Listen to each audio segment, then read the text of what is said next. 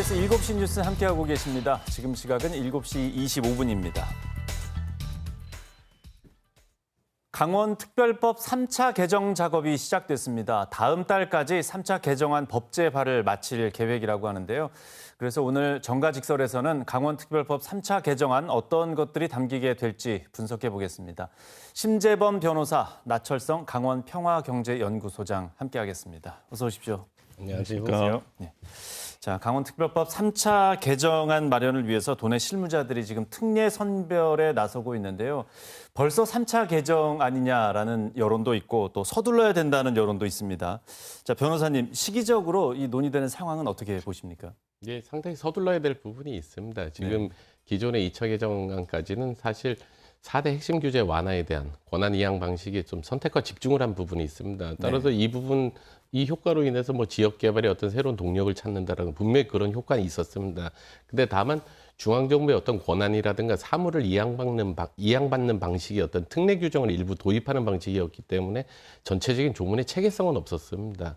강원특별자치도의 어떤 가치를 실현하기 위해서는 사실상 지방분권을 위해서 자치 조직이라든가 뭐 자치 행정이라든가 그다음에 자치 재정이라든가 주민 참여라든가 뭐 교육 자치라든가 이게 큰 기둥들입니다. 근데 이 큰 기둥들이 하나도 없는 사실상 없는 전무한 상태에서 권한만 이제 특례 몇 가지 규정으로 지금 서 있는 상태입니다. 따라서 조속히 좀 개정이 필요해 보이고요. 더욱이 사실 이 강원특별자치도의 도입 자체가 어떤 강원도민들의 어떤 그 주도로 이루어진 부분이 있었고 지난 지방선거의 어떤 흐름 연장선상에서 필요에 의해서 지금 도입이 된 부분이 있기 때문에 사실 그 중앙정부라든가 중앙정치의 움직임이 둔화될 가능성이 있습니다. 그 여지가 지금도 보이고 있습니다. 따라서 도민들이라든가 도정에서는 이 부분에 대해서 좀 당연히 계속 책찍을 가할 필요가 있는 시기로 보여집니다. 예. 지금 강원도에서는 좀 서두르는 분위기지만 국회 쪽에서는 지금 3차 대표 발의를 누가 할지 아직 정해지지 않았습니다. 2차는 이제 더불어민주당의 허영 의원이 했는데 지금 총선 앞두고 서로 뭐 정쟁이 심해지고 있어서 정치권의 공조가 쉽지 않을 것 같은데 이 부분은 어떻게 보십니까? 예, 말씀하셨던 것처럼 제가 판단할 때도 쉽지만은 않게 좀 보이는데요. 일단 2차 개정안 때를 보자고 한다면 강원도에서 안을 만들었고 이 대표 발의를 누가 하느냐가 중요하거든요. 그런데 민주당의 허영 의원이 하게 되면서 모양새적으로 본다고 하더라도 여야가 합치를 해가지고 2차 개정안을 통과시키는 모습이 보였었는데요. 특히 상임위원회, 소위원회에서 이게 막혀가지고 많은 어려움이 있지 않았습니까?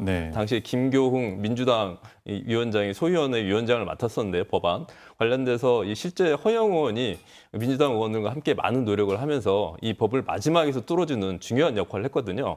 그럼에도 불구하고 3차 개정안 때 허영 의원을 비롯한 도내 민주당 의원이 다시 이 대표 발의를 할 것인가라고 하는 부분들에 대해서는 약간 회의적인 시각들이 많은데요. 몇 가지 이유가 있습니다. 첫 번째 이유는 뭐냐고 한다면 지난 6월 12일 날 자치도가 출범하지 않았습니까? 출범하고 난 바로 그 다음 날 김우영 민주당 강원도당 위원장이 SNS에 글을 올렸는데요. 그 내용을 보자고 한다면 결국 출범하고 난 이후에 죽 서서 뭐 누구 준 거 아니냐라고 하는 표현을 거칠게 할 정도로 실제 이 성과가 민주당 안으로 들어오지 못했다라고 하는 자성의 목소리가 좀 있는 것들이고 지금 보자고 한다면 내년 총선이기 때문에 국회의원들이 아주 바쁜 시기입니다. 의원들의 명운이 달려있다고 할 정도로의 공천의 문제, 지역개혁 관리 문제가 지금 바로 손안에 빠르게 흘러갈 뿐만 아니라 가장 중요한 부분들은 3차 개정안이 실제 성과가 없다고 한다면 여기에 대한 정치적 책임을 대표 발의한 국회의원이 져야 되는 이러한 부담감과 압박감도 있거든요.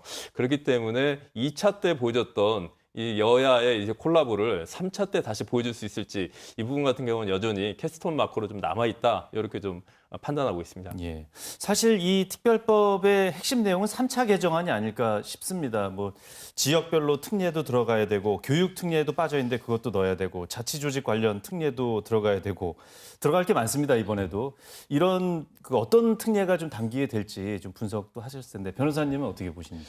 그러니까 필수적으로 도입이 돼야 되는 부분들이 있습니다. 예를 들어 자치 조직 같은 경우도 권한과 중앙정부의 권한과 사무가 이양이 됐음에도 불구하고 기존의 조직대로 그걸 운영하라는 것은 상당히 무리가 있는 부분입니다. 따라서 도의원의 어떤 정수를 조례로 정할 수 있다는 부분이라든가 어떤 지방공무원법에 예외 규정을 두어서 뭐 직군이라든가 직렬이라든가 그 정원에 있어서 공무원 수에 어떤 예외를 둔다라든가 이런 부분이 필요하고요. 그리고 교육 자치의 경우에 있어서도 뭐 기관 구성이라든가 뭐 학교 설치라든가 학제라든가 이 부분에 대해서 자율권이 인정이 돼야 됩니다. 그리고 중요한 부분이 이제 자치 행정 재정 부분인데 사실 돈이 있어야지 그 넘겨온 사업이라든가 권한을 수행을 할 수가 있습니다. 따라서 뭐 지방채 발행이라든가 뭐 세율이라든가 이 부분에 대해서 조정 권한이 있어야 되고 무엇보다도 이제 보통교부세 같은 경우에 제주도 이상의 어떤 그보다 훨씬 뛰어넘는 어떤 명확하게 규정이 있어서 지금 재정이 좀 확보가 돼야 되는 거예요. 재정 부담이 가중될 것이 분명한 상황입니다. 네. 그리고 교육 재정 같은 경우에도 교부분 같은 경우 부분이 상당히 지금 보완이 좀 필요한 부분이 아닐까 싶습니다. 거기에 더해서 지금 환경영향평가 권한이라든가 농지에 관한 권한 부분에 있어서 3년의 어떤 그 유예를 경과 조치를 뒀는데 그 부분이 과연 상당히 저는 불합리하다고 보여집니다. 그래서 하는 거 봐서 지금 줄지 말지를 나중에 결정을 한다라는 얘기인데 그러면 네.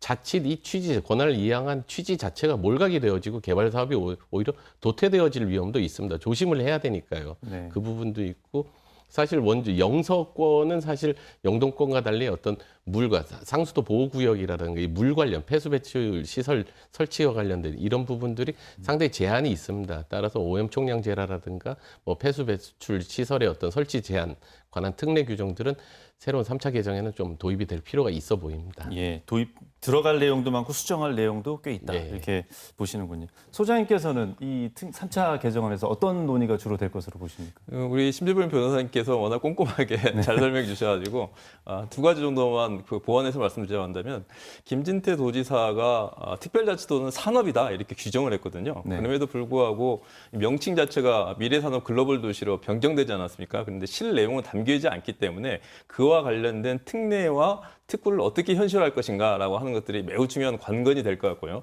두 번째 부분들은 이번 자치도가 통과가 난 다음에 가장 볼멘 소리가 나왔던 게 강원도 의회거든요. 예. 특별자치도임에 불구하고 도의회의 자치권이 강화된 건 하나도 없다라고 이렇게 얘기를 했었는데요. 현실적으로 도의회에 있어서의 자치 권한을 강화시키는 내용들이 어떻게 반영될 것인가라고 하는 것들이 결국 성적표로서 결과매기쯤 되지 않을까 좀 판단하고 있습니다. 예. 지금 또 출범 당시와는 상황이 많이 다릅니다. 2차 개정 때하고도 또 분위기가 많이 다른데 추진이 좀 쉽지는 않을 것 같은데요. 3차 개정안이 앞으로 어떻게 좀 추진이 될지 예상을 어떻게 하십니까? 저는 이게 좀 만만치는 않겠구나라고 하는 판단을 하고 있는데요. 그 이유는 뭐냐고 한다면 뭐 장이 섰을 때 물건값을 제대로 받는 거 아니겠습니까? 네. 강원도라고 할 경우에는 제가 볼 때는 6월 12일 날 출범했을 때가 강원도의 요구를 가장 관철시킬 수 있는 부분들인데 네. 지금 주요 현안들은 전부 다 핵심 현안들은 3차로 넘겨져 있는 부분들이거든요. 아까 말씀하셨던 재정에 대한 부분들이었지.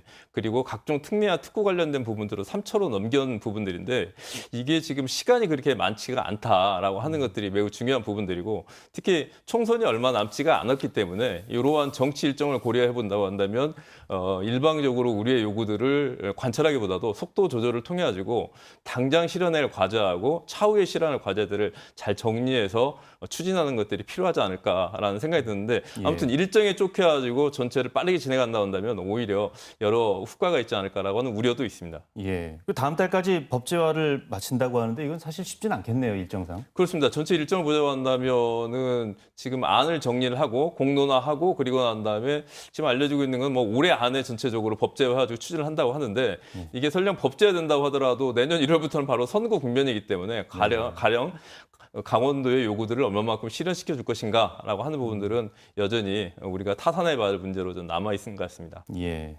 자, 변호사님께서는 3차 개정안의 앞으로의 예상되는 일정 어떻게 보십니까?